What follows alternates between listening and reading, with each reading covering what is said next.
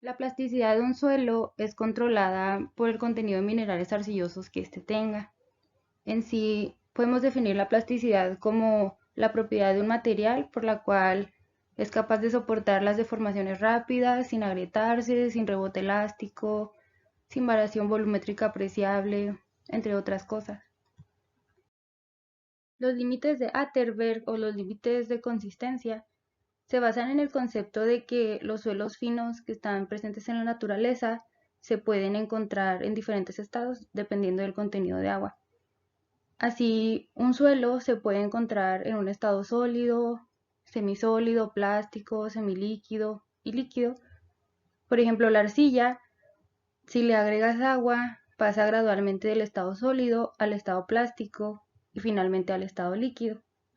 Se define como límite líquido la humedad de un suelo colocado en una cuchara normalizada. Cuando un surco abierto con un acalanador normalizado se cierra por el efecto de golpear la cuchara sobre la base rígida.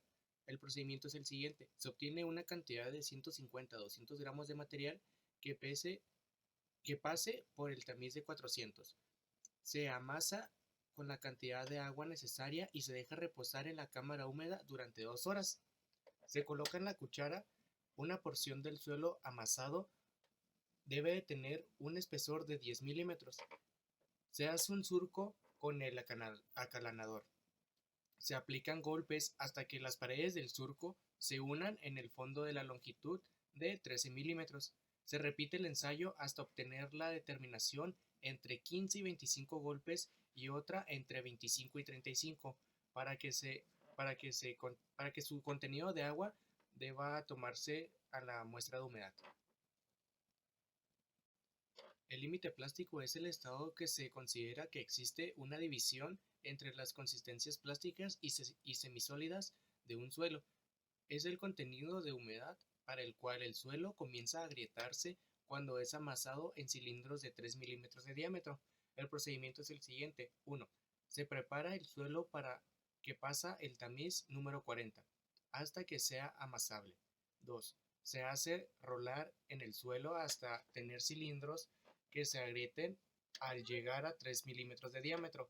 3. Los cilindros se introducen en dos recipientes para promediar el valor de humedad en cada uno. Y por último, se pesan los recipientes y se llevan a la estufa y una vez secos, el suelo se vuelve a pesar. El índice de plasticidad es la diferencia entre el límite líquido y su límite plástico. Cuando uno de los dos límites, plástico o líquido, no pueden determinarse, el índice de plasticidad se informará con la abreviatura NP, que quiere decir no plástico.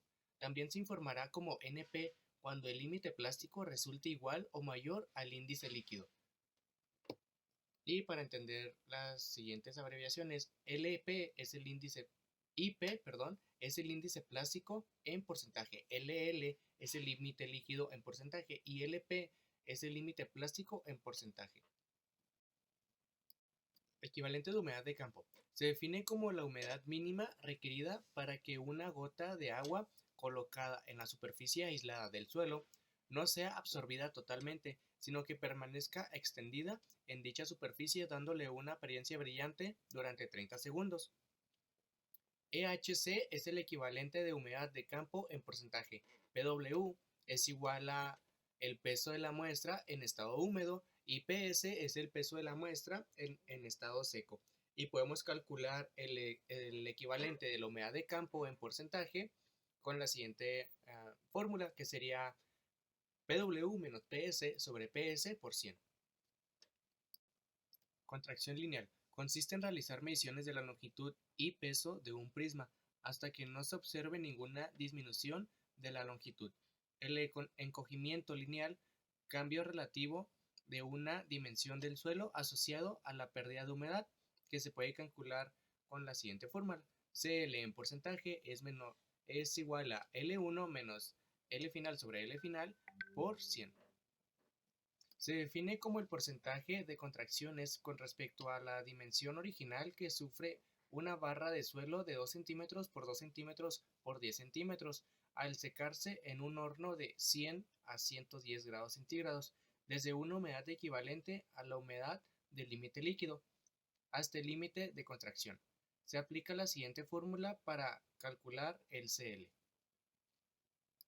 Después de realizar las pruebas, se pueden hacer los siguientes cálculos. El equivalente de humedad de campo con los siguientes datos. 5.86 menos 6.49 entre 6.49 por 100 nos daría un equivalente de humedad de campo en porcentaje del menos 9.7%. El límite líquido en porcentaje sería el siguiente: 9.3 menos 5.29 entre 5.29 por 100 sería 75.80%. El límite plástico sería 2 menos 1.66 entre 1.66 por 100 nos daría como respuesta 20.48%. Y la contracción lineal en porcentaje sería la siguiente: 10.209 menos 9.5 entre 9.5 por 100 nos daría como total de un 7.44631%.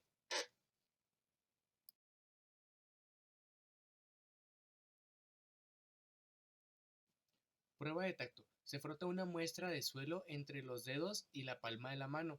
Un suelo arenoso se siente áspero y no tiene cohesión cuando se humedece. Un suelo limoso aún se siente ligeramente áspero, pero tiene cierta cohesión cuando se humedece.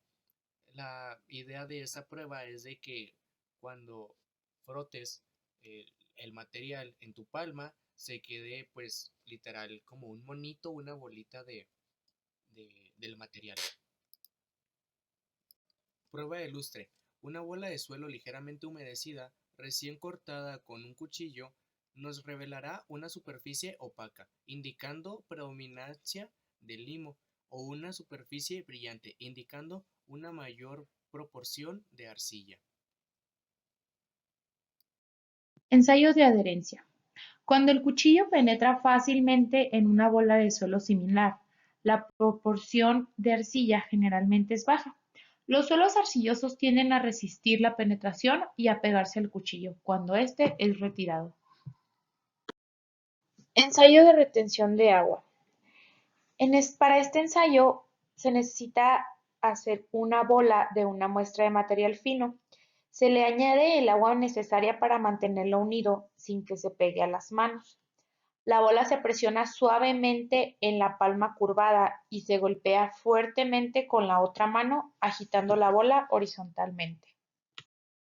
Ensayo de lavado. Al lavarse la mano después de estas pruebas, la manera en que el suelo se elimina nos da un mayor indicio de su composición. La arena y el limo son fáciles de retirar, mientras que la arcilla necesita ser frotada.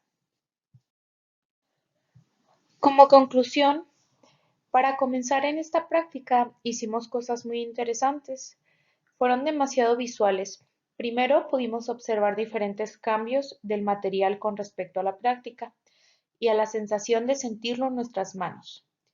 Con referencia a los cálculos, nos dimos cuenta que sí es importante hacer este tipo de pruebas para ver qué condiciones debe tener nuestro material para ser usado y llevado al campo y que cumpla su debida labor, ya que estos son los cimientos sobre los cuales llevamos a cabo construcciones y todo tipo de trabajo a los que los sometemos.